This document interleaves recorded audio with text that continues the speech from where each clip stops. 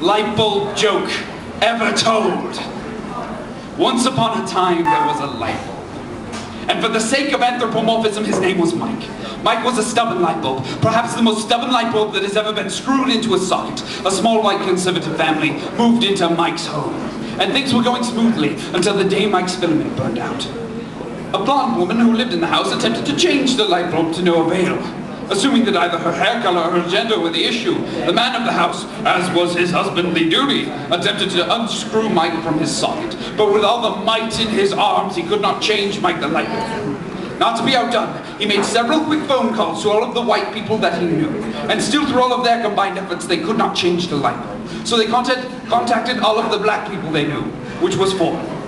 Then those 4 black people called all of the black people they knew, called all the ones that they knew, and even through their combined efforts, Mike the light bulb could not be changed. And so they called all of the Latinos they knew. Still, the obstinate light bulb did not budge. And so they pooled their phone numbers and called all of the Asians they knew, Middle Eastern people they knew, all of the Pacific Islanders they knew, all of the Inuits they knew, and every person from every ethnicity and nationality that they knew.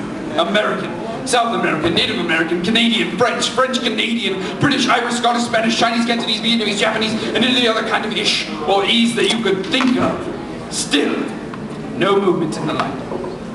And so, all of the races and nationalities called all of their governments, gangs, and armies. Temporary truces were struck. The Taliban and the CIA shook hands, as did the Mafia and the FBI. And showing up at the door was every police force from every country, from every city in the world. Every airplane and tank at the human race's disposal. Mike the light bulb shrugged off all these efforts. It was clear to all the humans that this immovable light bulb was beyond all mortal means and technologies.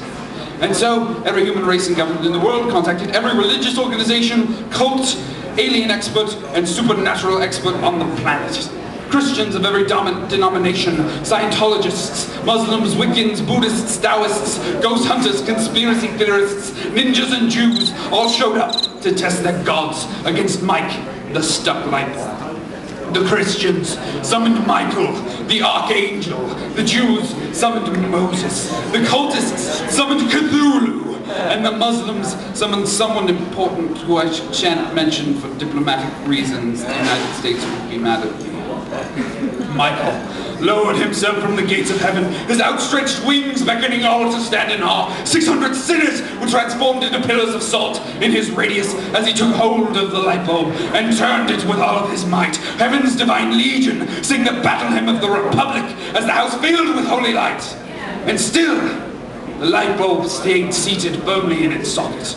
Moses parted the crowd with a wave of his arms, his beard outstretched and wrapped around the light bulb, his face flexed with all the might of God's chosen people. He let out a grunt like the Jerusalem wind and threw down his staff, which turned into a python, which he used to aid himself in trying to unscrew the light bulb.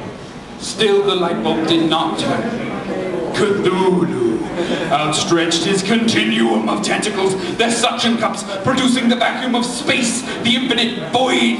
His invertebrate muscles flexed and beads of sweat dripped from the black holes that were his pores. The power opened up an interdimensional portal that spilled the denizens of quantum physics. Time itself was warped beyond repair.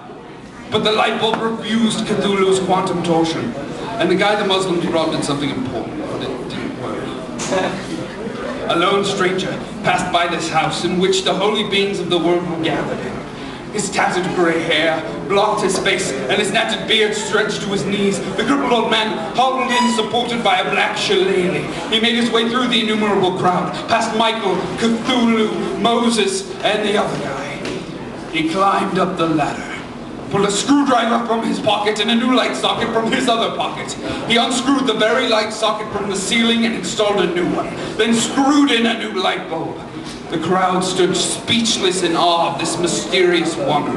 One person asked, on the verge of tears, How did you do that? The crippled old man then removed his beard and cloak to reveal himself as Chuck Norris, who then proceeded to inform all of the people, governments, organizations, and religions of the world that he was the one who originally screwed in Mike the light bulb, and that he did it because more than anything else, he hated racist jokes, especially unoriginal ones.